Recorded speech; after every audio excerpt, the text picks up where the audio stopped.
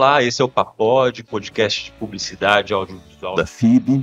Meu nome é Álvaro, eu sou apresentador aqui essa noite, numa edição bastante especial do nosso podcast, né, com uma plateia grande de recém-chegados à FIB, né, para bater um papo com a gente. E vamos conversar aqui hoje com a professora Andréia Barbosa Lima, psicóloga clínica, coordenadora do curso de psicologia aqui da FIB. Professor João Paulo Martins, psicólogo clínico, docente também do curso. Vou chamá-lo de JP a partir de agora, que é como todo mundo chama, né? E com o nosso convidado, nosso palestrante de agora a pouquinho, né? O Lucas Lima, que está aqui com a gente. Vamos falar sobre esse início de ciclo, né? Sobre chegar à universidade. Segundo pesquisas, a formação profissional a partir do ensino superior é procurada ainda por 80% mais ou menos dos jovens. Professores, como é que é isso? Como é que é chegar à faculdade? Como é que é essa experiência, essa transição do ensino médio para o ensino superior? Quais as mudanças, quais as ansiedades? Comentem um pouquinho com a gente. Boa noite, pessoal. Eu sou a professora Andréia, professora do curso de psicologia. Eu acho que falar um pouquinho desse início, né, de um novo ciclo, eu acho que a gente precisa lembrar um pouquinho como que é o término, né, de um ciclo, que é onde a maioria dos jovens que estão aqui estavam no ensino médio, né, e a gente vive, né, uma situação social, de educação, né, relacionada ao ensino médio. E quando a gente ingressa, né, numa graduação, na faculdade, a gente tem muitos desafios, né? Mas desafios que geram aí nos nossos jovens, né, uma ambivalência muito grande, né? Primeiro, um misto de ansiedade, insegurança, de um novo momento. Depois, ao mesmo tempo que começa a sentir o clima da faculdade, né? Momento de adaptação, de expectativa, ainda com um pouco de medo de como vai ser. Eu acho que esse é um momento bastante importante, que além da questão da educação, né, dessa questão de estarem aqui para a questão da formação profissional, a gente não pode esquecer também que é um momento em que os nossos jovens também vão ter oportunidade de amadurecimento, né? Porque aqui eles vão ter muito mais autonomia para administrar suas rotinas, né? É diferente de como acontece no fundamental e no médio. Vão descobrir novos espaços, vão precisar dialogar com os professores, entre colegas, conversar sobre situações novas, né? Então, acho que é um bom momento também para a gente estimular esse amadurecimento, a independência do aluno, né? Nessa nova fase. A questão da própria entrada na graduação é um foco bastante interessante hoje, né? E eu parto mais do princípio que a gente mude uma rede de identidade do ensino médio para o ensino superior. Então, a gente vem ao longo, né, do ensino básico, ensino fundamental, ensino médio, a gente constitui uma identidade enquanto um determinado tipo de aluno. E uma vez que a gente vai, então, para a graduação, esse modelo de aluno, ele cai, né? É mais ou menos como eu brinco também com os alunos, que são os alunos dos últimos anos, né, principalmente do quinto. Então, ele se constitui como um aluno de graduação, só que isso vai ter que se desmantelar para entrar no mercado de trabalho. Então, a gente vai entrando ali por uma questão social bastante grande do que é ser um universitário, o que o universitário precisa ter, o que ele não pode ter, e, enfim, eu acho que isso permeia muita coisa. E no final das contas, eu acho que isso sim pode gerar uma certa ansiedade. A questão propriamente do tempo, que agora ele vai dispor uma disciplina que antes você exigia alguma questão de tarefa, agora sim tem as questões, enfim, de tarefas e tudo mais, mas agora eles são mais autônomos. Então, acho que toda essa perspectiva social gera bastante um, um ponto, né, de desfecho ali para esses alunos. Eu acho que é isso. Ótimo. E você, Lucas, a gente ouviu a sua história agora há pouquinho. Como é que foi essa entrada? Então, eu saí diretamente do ensino médio. Eu ganhei minha bolsa no segundo ano do ensino médio, então já saí do terceiro ano direto para a faculdade. Aí eu me formei no mês de dezembro, mês de fevereiro eu estava de volta para a universidade. Pessoal que tá saindo da mesma rotina do que eu, pelo amor de Deus, não precisa pedir o professor para ir no banheiro, tá? Não pague esse mico. Eu paguei, tô dando a dica.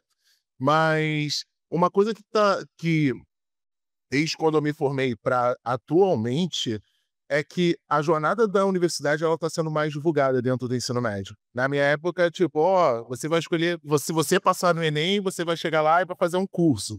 Mas não fala como é que é entrar nesse curso. Não fala, não tem uma discussão dentro de sala de aula para saber como é que é a rotina de uma faculdade. Primeiro semestre é difícil pra caramba.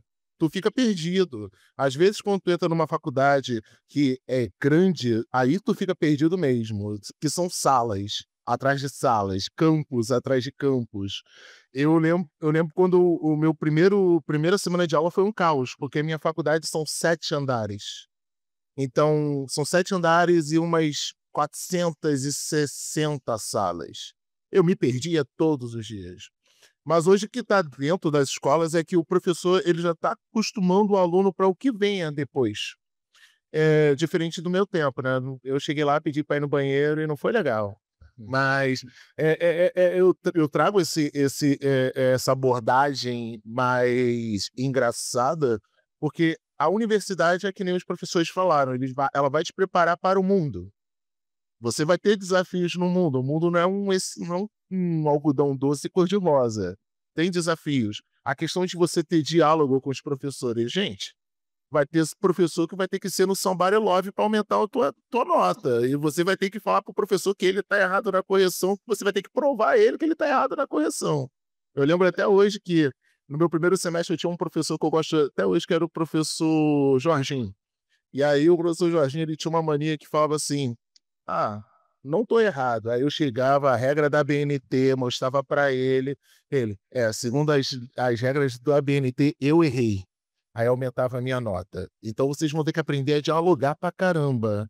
E sim, é bom demais o início, acho que é a melhor parte, porque o pesadelo começa depois do 5º período, que é quando começam as matérias do curso em si, do qual você escolheu. Mas aí é papo para uma segunda parte.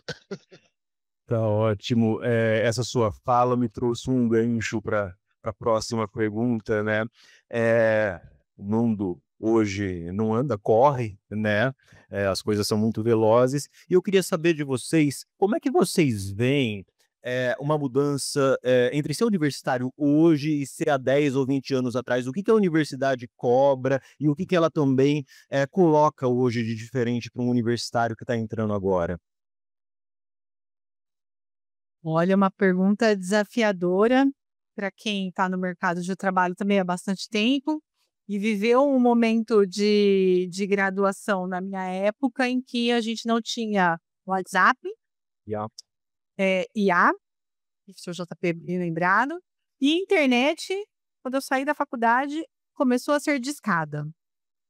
Então, é um momento de muita transição. Eu acho que a tecnologia ela está a nosso favor, né, em relação a tudo que vem acontecendo, com mais rapidez, mais possibilidade de acesso à informação. E eu penso também que os professores, de uma forma geral, né, e quem está vivendo este momento social, cultural, econômico, né, dessa nova época, né, dessa nova era da tecnologia, a gente também precisa chegar um pouquinho, né, porque os jovens, eles estão aí, né, com toda essa informação, já vivendo nessa geração, então eu acho que a gente tem que trabalhar para que isso seja um encontro produtivo, né, e lembrar, né, que esse momento mais acelerado, ele traz alguns benefícios, então eu sou a favor deste encontro, né, de gerações inclusive, mas com um certo cuidado, né, em relação ao tipo de coisas que a gente vai consumir, aquilo que a gente vai consumir e achar que é legítimo, né, então a gente não pode esquecer, né, da fonte, né, do conhecimento que a gente vai buscar também, né, então eu acho que esse diálogo com os alunos é bastante importante. Bom, eu acho que, pegando um pouco do que a professora Andréia colocou, eu sempre vou partir do princípio que a gente sempre vai dialogar com o nosso tempo, né? Não tem como não. Então, acho que quando eu fui graduando, já era na época, você fala, nossa, que avanço, né? A gente tem Xerox, né? Então, antes não tinha Xerox, e agora a gente vai tirar Xerox e, nossa, né? Beleza. Aí agora não é mais Xerox, é PDF. Vamos disponibilizar os PDFs e tudo mais. E eu acho que tem uma coisa que é muito interessante, que até na questão da docência, eu acho que é uma reinvenção a cada ano. Eu acho que é uma velocidade, assim, vertiginosa as coisas que elas estão acontecendo. De um tempo para cá, posso colocar aí, sei lá, 1 ano e meio, 2, você não tinha essa inteligência artificial do jeito que está hoje. E muitas vezes, em sala de aula, o aluno está acessando a inteligência artificial sobre o conteúdo que você está dando, né? Então, e eu acho que isso é muito significativo. E além de tudo, é um ponto bastante significativo também, eu vejo que o docente, ele meio que se altera o papel, ele não é mais a função de ter o conhecimento em si, passar esse conhecimento, mas ali é um papel que ele aprende a cada aula, né? E eu posso até citar um exemplo, que há um tempo atrás eu estava dando uma aula para um pessoal, né, de ensino médio, e aí eu estava falando de algumas coisas de programa de edição de software, né, achando que eu estava ensinando, né? Eu falei assim, nossa, gente, tem, né, você pode utilizar esse programa. Aí um aluno levantou a mão e falou, professor, tem um que é muito melhor, que chama DaVinci Resolve, é gratuito, inclusive eles filmaram um Homem-Aranha com ele. Essa tá. Então quem está desatualizado no negócio sou eu, né? Não é o... Mas eu acho que esse é o ponto de troca ali. Na minha época era o Final Cut, que ninguém mais usa, não vou saber o que é, mas... Lucas, então, quando tu puxou o assunto e falou da questão de a faculdade há 20 anos atrás e a faculdade atualmente, eu tenho uma visão muito além da tecnologia. Se a gente for avaliar o ensino de 20 anos atrás e o ensino de hoje, a gente tem que avaliar também a questão social por trás do ensino.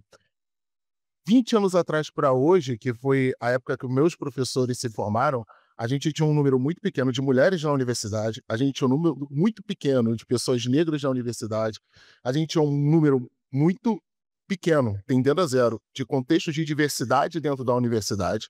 Então a gente fala muito mais do que além de tecnologia, é acesso à educação. A gente teve um boom muito bom. E aí a gente fala de políticas públicas através disso também, mas a gente tem que trazer uma visão que a educação de 20 anos para cá está começando a ser uma educação para todos. Então, eu vejo todos os dias a tecnologia dentro da universidade, mas eu vejo também a mudança social de dentro da universidade. Saímos de um perfil etimológico, e um perfil etimológico, geográfico, e também de biotipo pessoal único, que a universidade era, e chegamos num perfil totalmente novo e diverso. Isso que me deixa muito feliz dentro da universidade. E aí a gente fala também sobre a questão da inclusão dentro da universidade. Já se fala agora de começar cursos com tradução simultânea de Libras, ou ensinar Libra dentro da universidade. Então, quando a gente vê uma visão de 20 anos para cá, o estudante de hoje ele está tendo muito mais oportunidade de aprender muito mais coisas além do currículo acadêmico que é imposto a ele. E aí a gente fala de aprendizado dentro e fora da universidade. E aí uma coisa legal também que traz agora é que o aumento da quantidade expressiva de matérias eletivas, seja para a área de tecnologia, seja para a área de linguagem, seja para a área também social. A gente tem que entender que o mercado, se a pessoa vai se formar em fisioterapia, vai se formar em engenharia ou engenheiro de software, ele não vai só encontrar engenheiro de software, fisioterapeuta ou engenheiro. Ele vai encontrar um mercado multidisciplinar. Então, eu vejo que o currículo acadêmico ele também se moldou a isso. Então, tu vê ensino de línguas dentro da universidade, o ensino de programação, lógica de programação em cursos de matéria que é simplesmente a matéria básica para todo mundo. Então, tipo, o estudante de hoje ele está bebendo da fonte coisas que demoraram 20 anos para acontecer. Importantíssimo isso, né? A universidade tem que ser um reflexo do país em sua complexidade, em sua diversidade, né? Eu vou só pegar o gancho aqui do que o professor Lucas colocou. Eu acho que, assim, a questão de inclusão, que é bastante interessante, né? Mas talvez um perfil que não seja só de alunos no processo de inclusão. Eu me coloco como docente. No processo de inclusão, eu sou autista, né? Então, assim, é uma questão muito interessante que você tem maneiras ali de recepção da própria instituição não sei se são todas, mas algumas, né, principalmente aqui a FIB, tem um acolhimento muito interessante para algumas demandas, e que eu acho que isso, daqui a um tempo, isso vai se solidificar, assim, muito mais, né? Inclusive, não só na questão curricular, mas na questão, por exemplo, do próprio, eh, da própria ampliação de espectro de como trabalhar isso. E a hora que a gente fala na questão própria dessa inclusão, com relação né, vou colocar o autismo aqui, a gente pensava há um tempo atrás de fazer uma adaptação de estrutura, e talvez hoje a gente pense na adaptação de função. Uhum. E isso é uma realidade baixa no Brasil, mas na Inglaterra, em outros países, daí sim você já direciona para uma vaga especificamente adaptada. E eu acho assim, concordo sobremaneira, e a inclusão, acho que cada vez mais a gente vai ver docentes, né, nessa correlação também, nesse processo de inclusão. Mas era isso. Bom, vou chamar vocês para colaborarem. Alguém tem dúvidas, questões, quer comentar alguma coisa? Eu só enxergo metade da plateia, tem que virar meio de costas.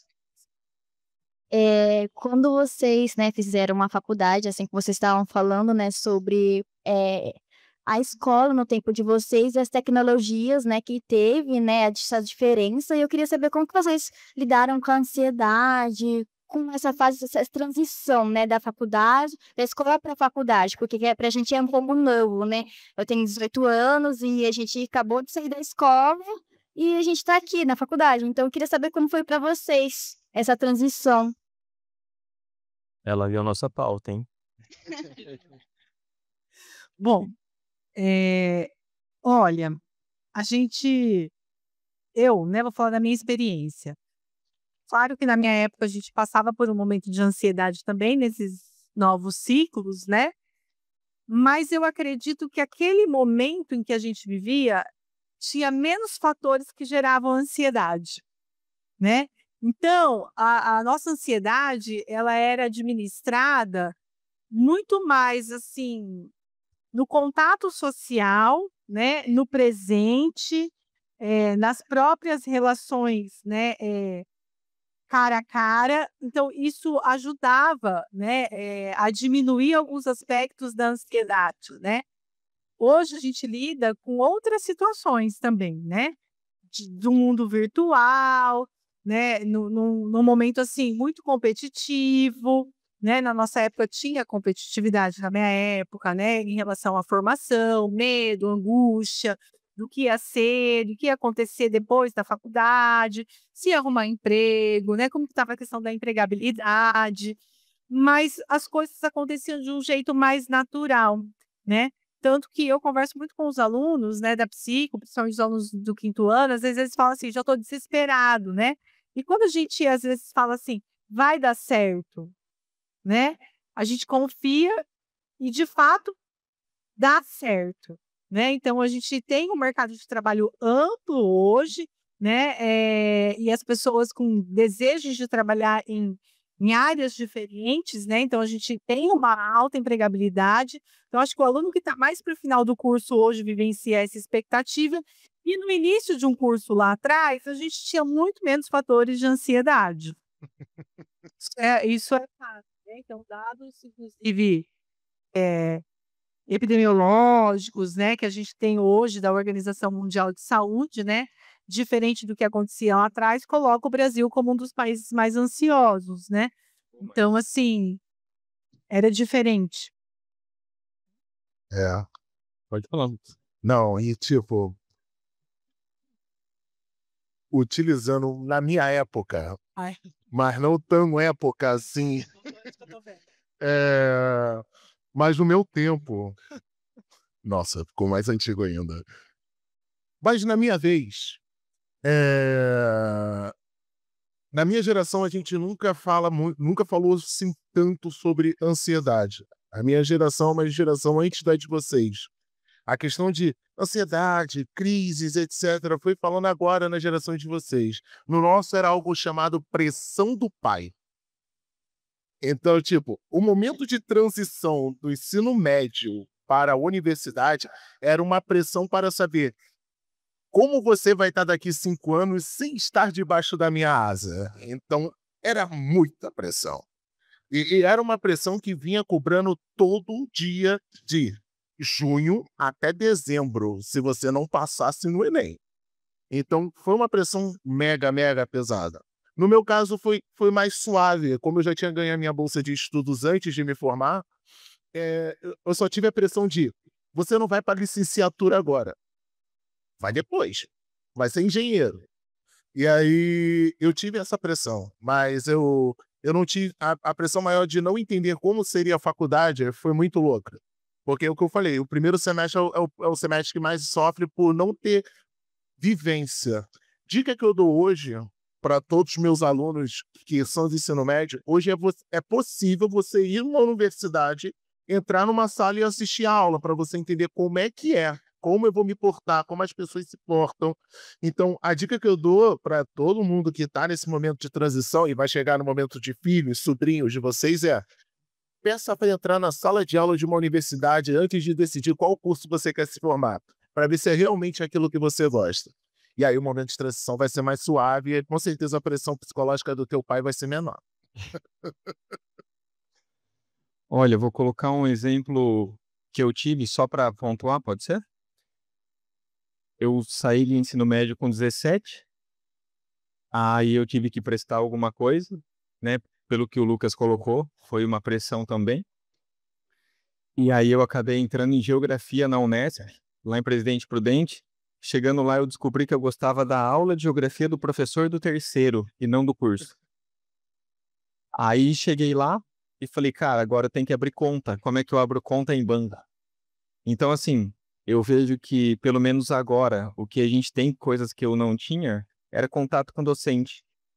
Então, eu acho que isso, a forma de estar ansioso atualmente, ele coloca essa ansiedade por um rótulo que agora você é adulto, e adulto ele demanda algumas coisas que talvez anteriormente não demandava, mas por outro caminho, eu fico vendo que a proximidade que você vai ter depois, grupo de WhatsApp e uma série de coisas que particularmente a gente não tinha, a gente, por exemplo, a ansiedade esperava uma semana com aquilo na cabeça para resolver o problema, né? E isso criava, assim, um triplex na cabeça. Mas hoje eu acho que fica um pouco mais tranquilo com relação a isso, né? Da demanda própria de uma universidade. Quer usar isso aqui, ó.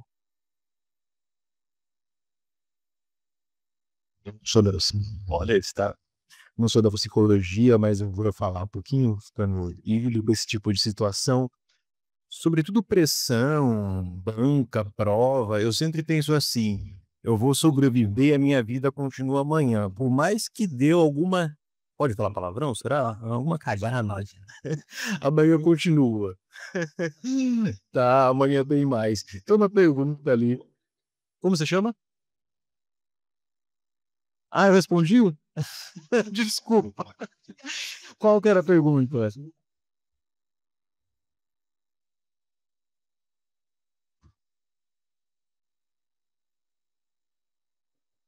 Ela perguntou justamente isso, como é que supera, né? Eu já fui já falei antes, mas eu vou passar para os professores. Bom, posso pegar aqui. Falar de um ponto. Opa, som. Eu vou falar, só posso falar de um ponto de vista neuroatípico, né?